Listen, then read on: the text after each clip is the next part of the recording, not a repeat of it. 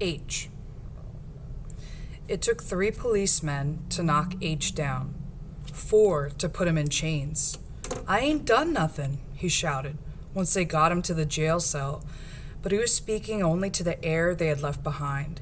He'd never seen people walk away so quickly, and he knew he had scared them. H rattled the bars, certain that he could bend or break them if only he tried. "Stop that before they kill you," his cellmate said. H recognized the man from around town.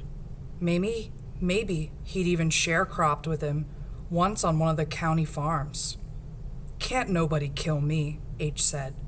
He was still pressing on the bars, and he could hear the metal start to give between his fingers. Then he could feel his cellmate's hands on his shoulder. H turned around so quick the other man didn't have time to move or think before H had him lifted by the throat. H was over 6 feet tall, and he had the man so high up, his head brushed the top of the ceiling. If H lifted him any higher, he would have broken through. "Don't you touch me again," H said. "You think them white folks won't kill you?" the man said, his words coming out small and slow. "What I done?" H said. He lowered the man to the ground, and he fell to his knees, gasping up long sips of breath. "Say you was studying a white woman." "Who say?" "The police. Heard 'em talking about what to say before they went out to get you." H sat down next to the man. "Who they say I was talking to?" "Cora Hobbs." "I wasn't studying no Hobbs girl," H said, his rage lit anew. If there were rumors about him and a white woman, he would have hoped it would be someone prettier than his old sharecropping boss's daughter.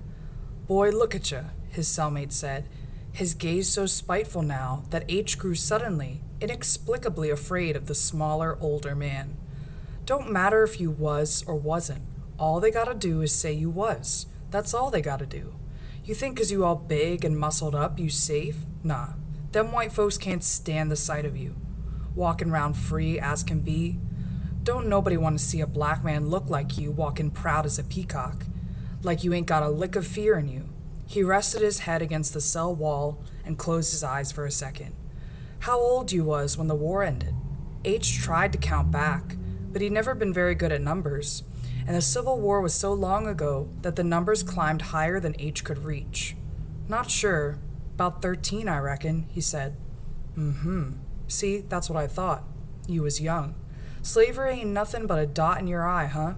If nobody tell you, I'ma tell you. War may be over, but it ain't ended." The man closed his eyes again. He let his head roll against the wall this way, then that. He looked tired, and H wondered how long he had been sitting in that cell. "My name's H," he finally said, a peace offering. "H ain't no kind of name," his cellmate said, never opening his eyes. "It's the only one I got," H said. Soon the man fell asleep. H listened to him snore, watched the rise and fall of his chest.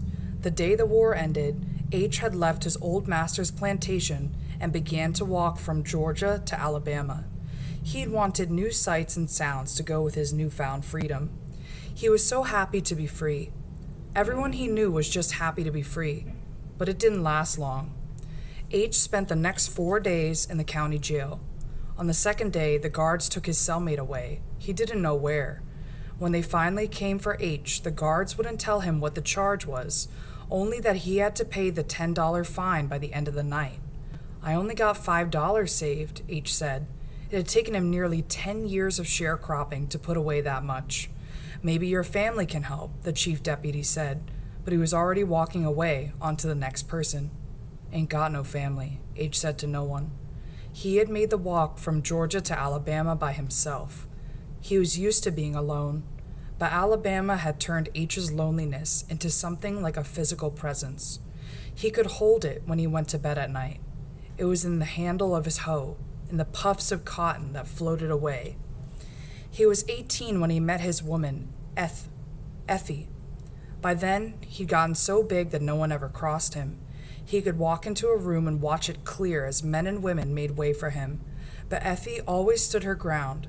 She was the most solid woman he'd ever met, and his relationship with her was the longest he'd had a relationship with anyone at all.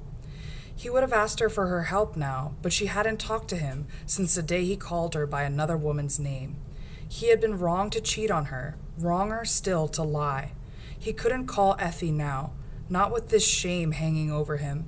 He'd heard of black women coming to the jailhouse to look for their sons or husbands and being taken into a back room by the policemen, told that there were other ways to pay a fine. No, H thought. Effie would be better off without him. By sunrise the next morning, on a sweltering July day in 1880, H was chained to 10 other men and sold by the state of Alabama to work the coal mines just outside of Birmingham. Next, the pit boss shouted, and the chief deputy shoved H in front of him. H had been watching them check each of the 10 men who'd been chained to him on the train ride there. He wasn't even sure he could call some of them men.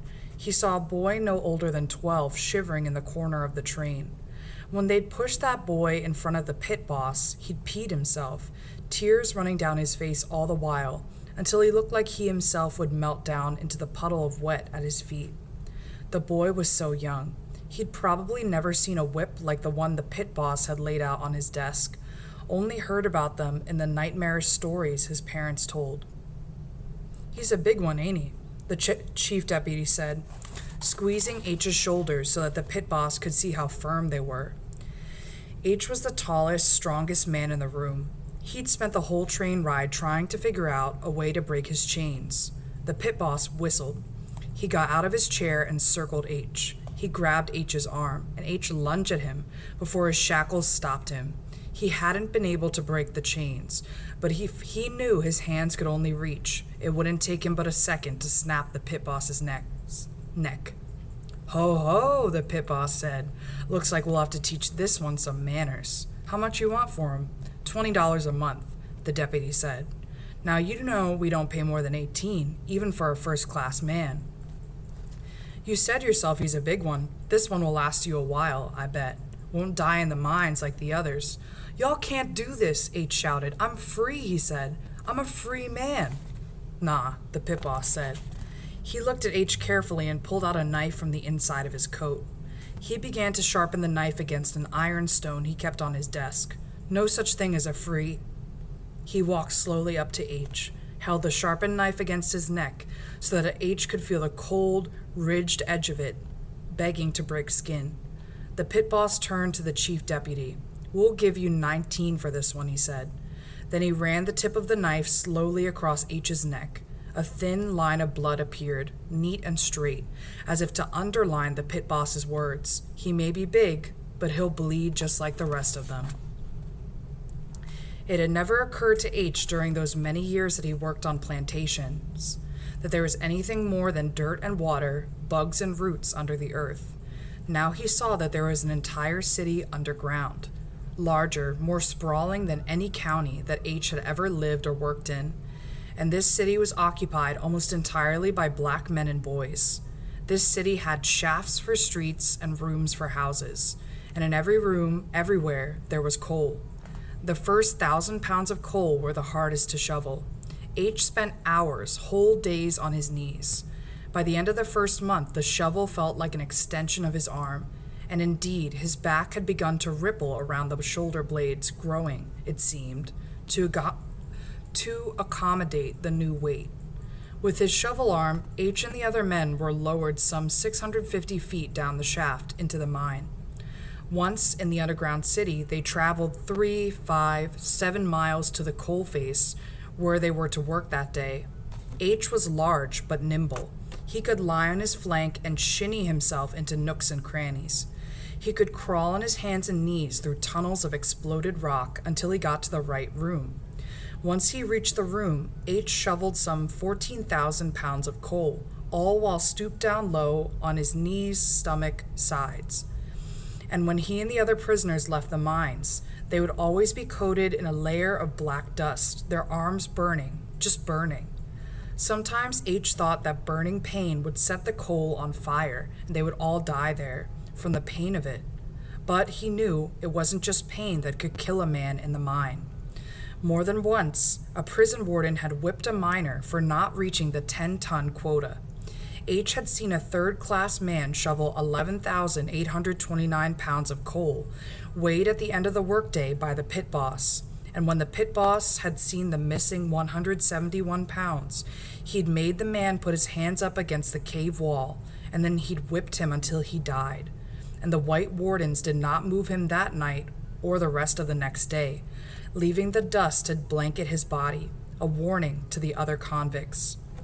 Other times, mine stopes had collapsed, burying the prisoners alive. Too many times, dust explosions would wipe out men and children by the hundreds. One day, H would be working beside a man he had been chained to the night before. The next day, the man would have died of God only knew what. H used to fantasize about moving to Birmingham. He'd been a sharecropper since the war ended, and he'd heard that Birmingham was the place a black man could make a life for himself. He'd wanted to move there and finally start living. But what kind of life was this? At least when he was a slave, his master had needed to keep him alive if he wanted to get his money's worth. Now, if H died, they would just lease the next man. A mule was worth more than he was. H could hardly remember being free, and he could not tell if what he missed was the freedom itself or the capacity for memory. Sometimes, when he made it back to the bunk he shared with 50-something men, all shackled together on long wooden beds so that they couldn't move while they slept unless they moved together, he would try to remember remembering. He would force himself to think of all the things his mind could still call up. Effie mostly, her thick body, the look in her eyes when he called her by another name, how scared he was to lose her, how sorry. Sometimes as he slept, the chains would rub against his ankles in such a way that he would remember the feeling of Effie's hands there, which always surprised him, since metal was nothing like skin. The convicts working the mines were almost all like him, black, once slave, once free, now slave again. Timothy, a man on H's chain link, had been arrested outside the house he had built after the war. A dog had been howling in a nearby field the whole night long, and Timothy had stepped out to tell the dog to hush up. The next morning, the police had arrested him for causing a disturbance.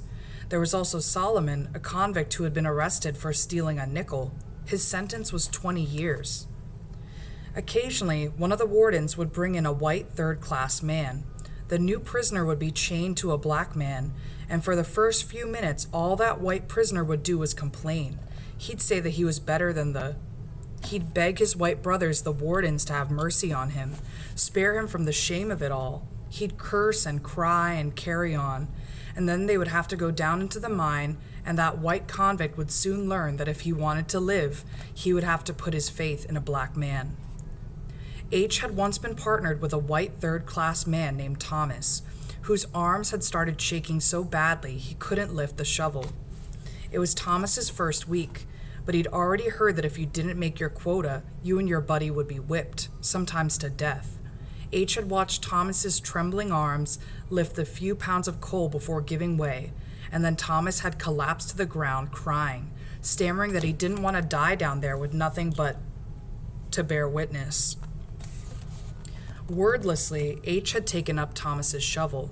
With his own shovel in one hand and Thomas's shovel in another, H had filled both men's quotas, the pit boss watching all the while. Ain't no man ever shoveled double-handed before, the boss had said after it was over, respect lacing his voice, and H had simply nodded.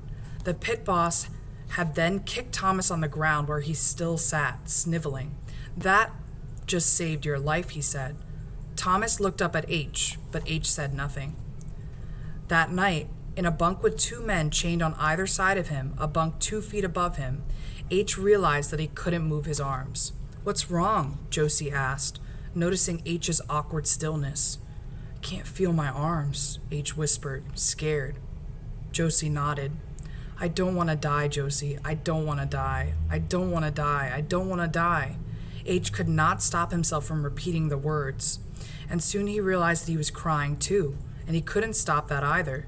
The coal dust under his eyes started to run down his face, and silently H continued on. "I don't want to die. I don't want to die." "Hush now," Josie said, hugging H to his body as best he could, with the chains clanking and clacking as he moved.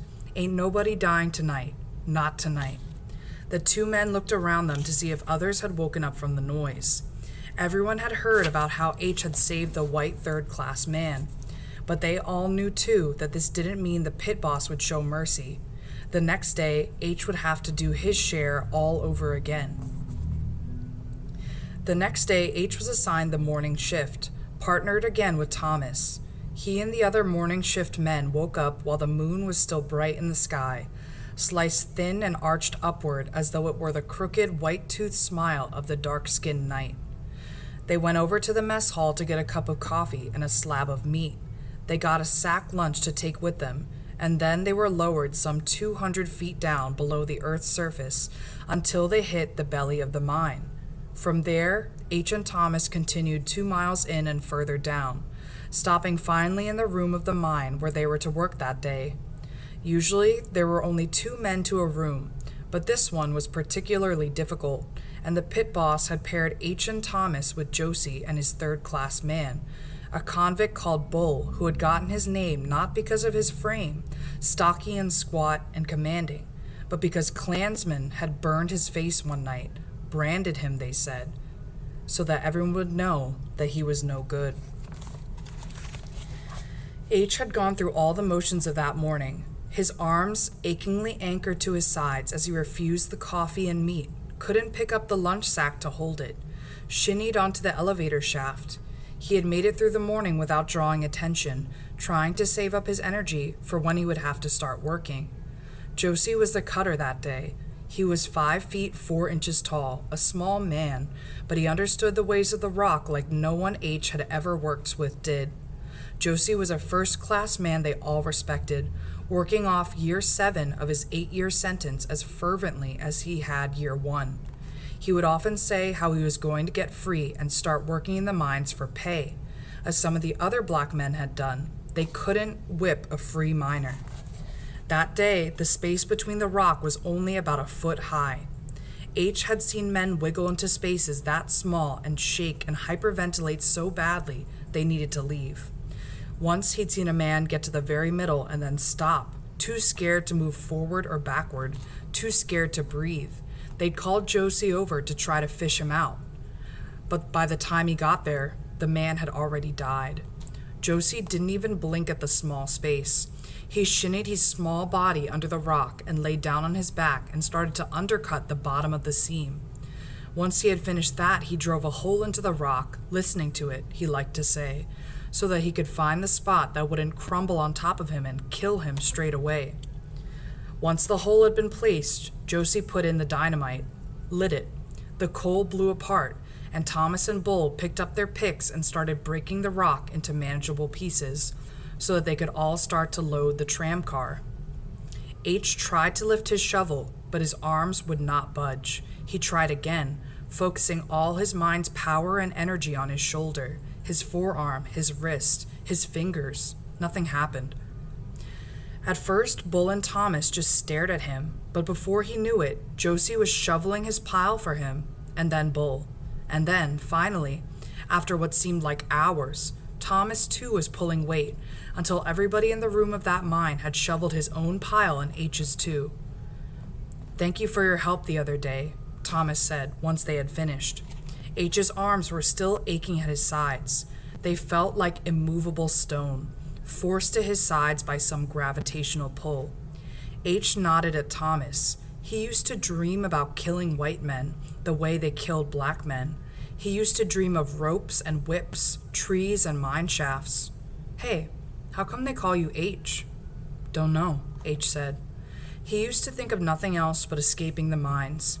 Sometimes he would study the underground city and wonder if there was somewhere, some way he could break free, come out on another side. "Come on, somebody must have named you." "My old masters say H is what my mama used to call me. They asked her to name me something proper before she gave birth, but she refused. She killed herself. Master said they had to slice me out her belly before she died." Thomas didn't say anything then, just nodded his thank you again. A month later, when Thomas died of tuberculosis, H couldn't remember his name, only the face he made when H had picked up his shovel for him. This was how it went in the mines. H didn't know where Bull was now. So many were transferred at one point or another, contracted by one of the new companies or absorbed by another. It was easy to make friends, but impossible to keep them. Last H had heard, Josie had finished his sentence, and now all the convicts told stories about how their old friend had finally become one of those free miners they had all heard about but never dreamed of actually becoming. H shoveled his last 1,000 pounds of coal as a convict in 1889. He had been working on Rock Slope for almost all of his incarceration, and his hard work and skill had shaved a year off his sentence.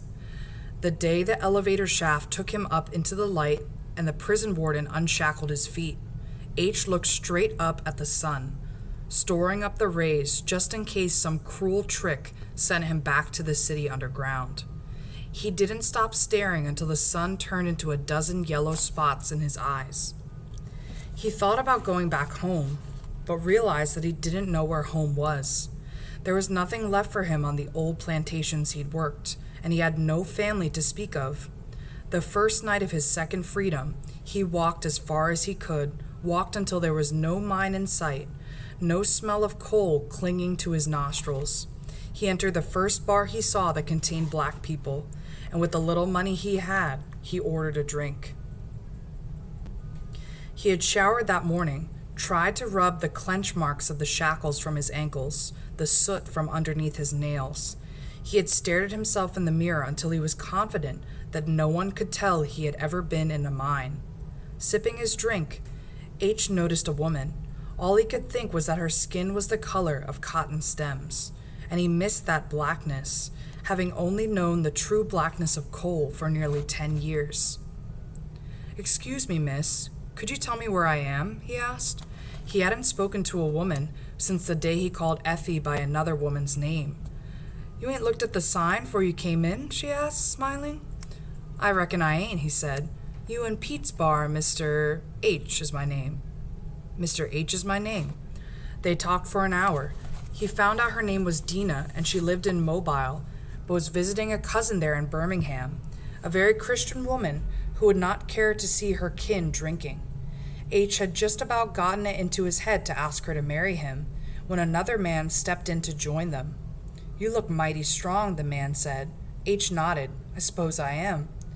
"How you got to be so strong?" the man asked, and H shrugged. "Go on," the man said. "Roll up your sleeve. Show us some muscle."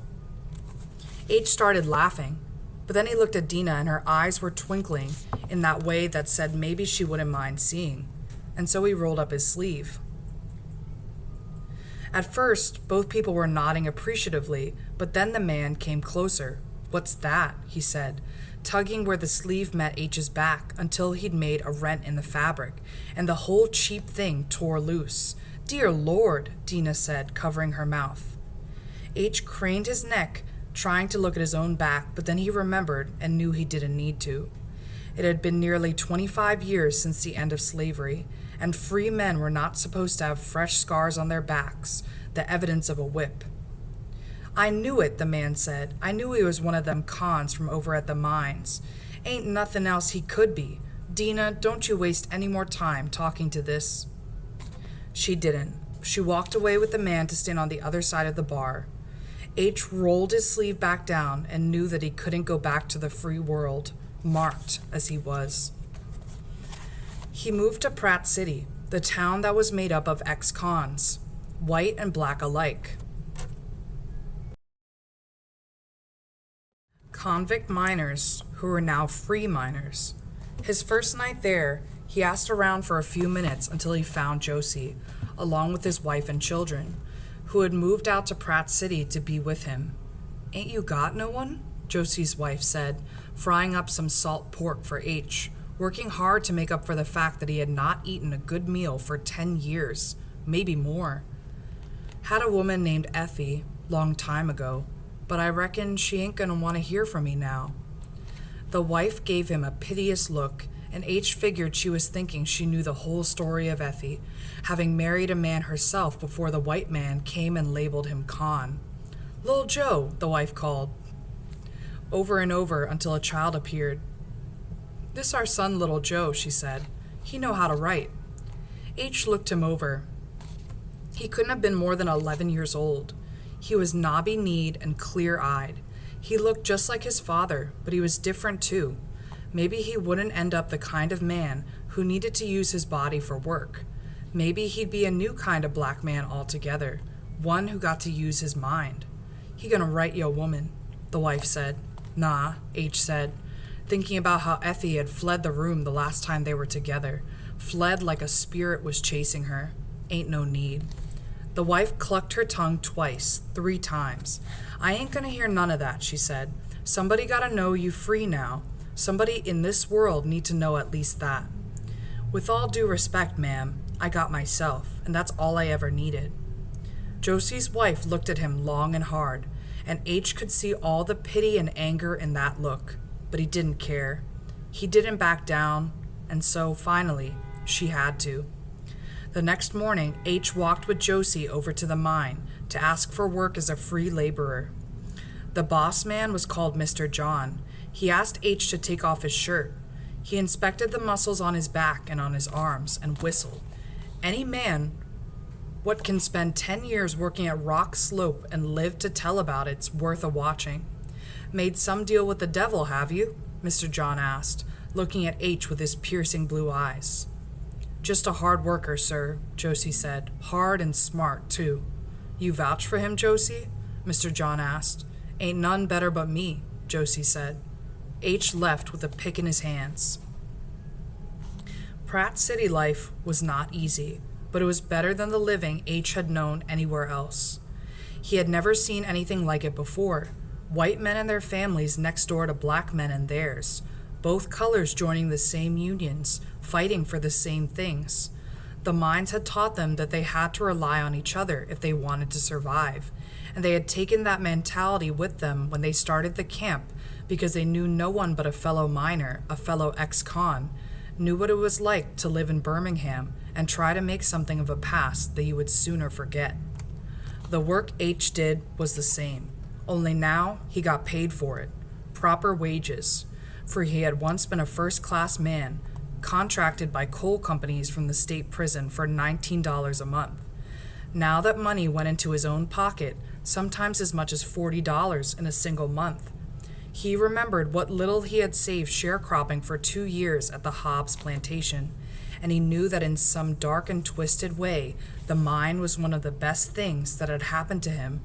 It taught him a new skill, a worthy one, and his hands would never have to pick cotton or till land ever again. Josie and his wife, Jane, had been gracious enough to let H move in with them, but H had tired of living off of and around other people and their families. So he spent the better part of his first month in Pratt City, coming back from the mine and then heading straight to the plot of land next to Josie's place to start building his own house. H was out there one night hammering wood when Josie came to see him. "Why ain't you joined the union yet?" Josie asked. "We could use somebody with your temper." He had gotten good lumber from another old friend from the mine, and the only time he could work on building the house was between 8 p.m. and 3 a.m. At every other waking hour, he was down in the mines. "I ain't like that no more," H said. Though he had no scar on his neck from that day the pit boss had sliced him, he still ran his hands there from time to time as a reminder that a white man could still kill him for nothing. "Oh, you ain't like that, huh? Come on, H. We fightin' for things that you could use too. Ain't like you got anybody to keep you company in this here house you buildin'. Union might do you some good." H sat in the very back of the first meeting he ever went to, his arms folded. At the front of the room, a doctor spoke to them about black lung disease. The mineral dust that covers the outside of your bodies when you leave, well, that gets inside your body too, makes you sick. Shorter hours, better ventilation, those are things that you should be fighting for. It had taken about a month, but it wasn't just Josie's talk that finally convinced H to join. The truth was, he was scared of dying in the mines, and his freedom had not erased his fear. Every time H was lowered down into the mine, he would picture his own death. Men were getting diseases he had never before seen or heard of, but now that he was free, he could make the danger worth something. "More money's what we should be fighting for," H said. A murmur started to pass through the room as people craned their necks to see who had spoken. Two Shovel H is here. Is that Two Shovel? He'd gone so long without attending a meeting. Ain't no way to keep from breathing the dust, Doc, H said. Hell, most of the men in this room are halfway to death as it is. Might as well get paid before we go. Behind H, the meeting door started to rustle, and a child who'd had his leg blown off hobbled in. He couldn't have been more than 14 years old, but already H felt like he could picture the entire course of that boy's life. Maybe he'd started out as a breaker, sitting hunched over tons of coal, trying to separate it from slate and rock. Then maybe the bosses moved him up to Spragger because they saw him running outside one day and knew that he was fast. The boy had to run along the cars, jamming sprags in the wheels to slow the cars down. But maybe one car didn't slow down. Maybe that one car jumped the track and took the boy's leg and his whole future with it. Maybe what saddened the boy most after the doctor sawed it off was the fact that he wouldn't ever get to be a first-class miner like his father. The doctor looked from H to the crippled boy and back again. Money's nice, don't get me wrong, but mining can be a whole lot safer than what it is. Lives are worth fighting for, too. He cleared his throat, then continued to speak about the signs of black lung. On his walk home that night, H started to think about the crippled boy, how easy it had been for H to make up his story, how easy it was for a life to go one way instead of another. He could still remember telling his cellmate that nothing could kill him, and now he saw his mortality all around him. What if H hadn't been so arrogant when he was a younger man? What if he hadn't been arrested? What if he'd treated his woman right? He should have had children of his own by now. He should have had a small farm and a full life. Suddenly, H felt like he couldn't breathe, like that decade's worth of dust was climbing up his lungs and into his throat and choking him. He hunched over and started to cough and cough and cough. And when he'd finished coughing, he stumbled his way to Josie's house and knocked on the door. Little Joe answered with sleep in his eyes. "My daddy ain't back from the meeting yet, Uncle H," he said. "I ain't here to see your daddy, son. I need you to write me a letter." "Can you do that?" Little Joe nodded. He went into the house and came back out with the supplies he needed. He wrote as H dictated. "Dear Effie, this is H. I am now free and living in Pratt City." H mailed the letter the very next morning. "What we need to do is call a strike," a white union member said. H was sitting in the front row of the church house where the union meetings were held. There was an endless list of problems, and the strike was the first solution. H listened carefully as a murmur of agreement began to rush through the room, as hushed as a hum. "Who gonna pay attention to our strike?" H asked. He was becoming more vocal at the meetings. "Well, we tell them we won't work until they raise our pay or make it safer. They gotta listen," the white man said. H snorted. When a white man ever listened to a black man? "I'm here now, ain't I? I'm listening," the white man said. "You a con. You're a con, too." H looked around the room. There were about 50 men there, over half of them black. "What you done wrong?" H asked, returning his gaze to the white man. At first, the man wouldn't speak. He kept his head lowered and cleared his throat so many times. H wondered if there was anything left in his mouth at all. Finally, the words came out. "I killed a man." "Killed a man, huh? You know what they got my friend Josie over there for? He ain't crossed the street when a white woman walked by. For that, they gave him 9 years.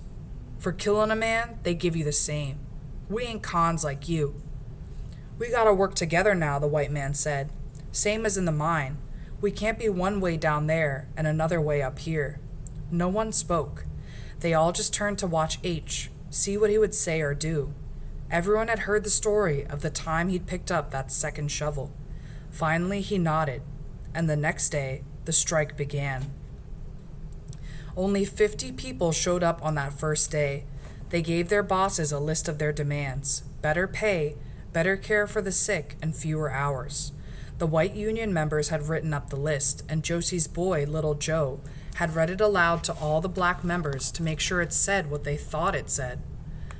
The bosses had answered back that free miners could easily be replaced by convicts, and 1 week later a carriage full of black cons appeared, all under the age of 16, and looking so scared it made H want to quit the strike if only it meant more people wouldn't be arrested to fill in the gap. By the end of the week, the only thing both sides had agreed to was that there would be no killing.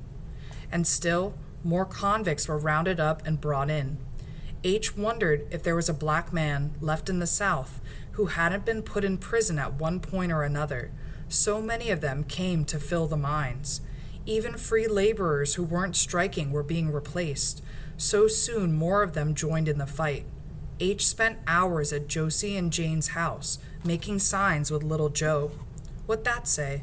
H asked, pointing to the tar-painted wood at little Joe's side. "It say more pay," the boy answered. "And what'd that say?" "It say no more tuberculosis." "Where you learn to read like that?" H asked. He had grown so fond of little Joe, but the sight of his friend's son only made him ache for a child of his own. The smell of the tar little Joe was using to write clung to the hairs in H's nostrils. He coughed a little, and a black string of mucus trailed from his mouth. "I had a little school in Huntsville before they took my daddy. When they arrested him, they said he and my whole family were getting too uppity. They said that was why Daddy didn't cross the street when the white woman passed by." "And what you think?" H asked. Little Joe shrugged. The next day, Josie and H took the signs out with them to the strike. There were about 150 men standing out in the cold. They all watched while the new crop of cons walked by, waiting to be lowered down into the mines. "Let them kids go!" H shouted loudly. A boy had peed himself waiting for the shaft, and H suddenly remembered the one who had been chained to him as they rode the train over, who had wet himself and cried endlessly when they stood before the pit boss. "They ain't but kids. Let 'em go." "Are you going to stop this foolishness and get back to work?" came the reply. Then suddenly, the boy who had wet himself started to run. He was nothing but a blur in the corner of H's eye before the gunshot went off. And the people on strike broke the line, swarming the few white bosses who were standing guard. They broke the shafts and dumped the coal from the tram cars before breaking those too. H grabbed a white man by the throat and held him over the vast pit. "One day, the world gonna know what you done here," he said to the man, whose fear was written plainly across his blue eyes, bulging now that H's grip had tightened. H wanted to throw the man down to meet the city underneath the earth, but he stopped himself. He was not the con they had told him he was. It took 6 months of striking for the bosses to give in. They would all be paid 50 cents more. The running boy was the only one to die in the struggle. The pay increase was a small victory, but one that they would all take. After the day the running boy died, the strikers helped clean up the mess the fight had made. They picked up their shovels, found the boy who'd been gunned down, and buried him in the potter's field. H wasn't sure what the others were thinking when they finally laid the boy to rest among the hundreds of other cons who had died there, nameless. But he knew that he was thankful. After the union meeting where the raise was announced, H walked home with Josie. He saw his friend off to his house, and then he went next door to his own. When he got there, he saw that his front door was swinging open, and a strange smell was coming from inside. He still had his pick on him, caked with dirt and coal from the mine. He lifted the pick over his head, certain that a pit boss had come to meet him. He crept in lightly, ready for whatever came next. It was Effie, apron tied around her waist and handkerchief wrapped around her head. She turned from the stove where she was cooking greens and faced him. "You might as well set that thing down," she said. H looked at his hands. The pick was raised just slightly above his head, and he lowered it to his side and then to the floor. "I got your letter," Effie said, and H nodded, and the two of them just stood there and stared at each other for a moment before Effie found her voice again. "Had to get Miss Benton from up the street to read it for me. First, I just let it sit there on my table. Every day I would pass it, and I'd think about what I was going to do. I let 2 months go by that way. The fatback at the bottom of the pot started to crackle. H didn't know if Effie could hear it because she had not looked away from him, nor he from her. You have to understand, H. The day you called me that woman's name, I thought, ain't I been through enough? Ain't just about everything I ever had been taken away from me? My freedom, my family, my body. And now I can't even own my name? Ain't I deserve to be Effie? To you at least, if nobody else? My mama gave me that name herself. I spent 6 good years with her before they sold me out to Louisiana to work them sugar canes. All I had of her then was my name. That was all I had of myself, too. And you wouldn't even give me that. Smoke began to form above the pot. It rose higher and higher until a cloud of it was dancing around Effie's head, kissing her lips. I wasn't ready to forgive you that for a long time.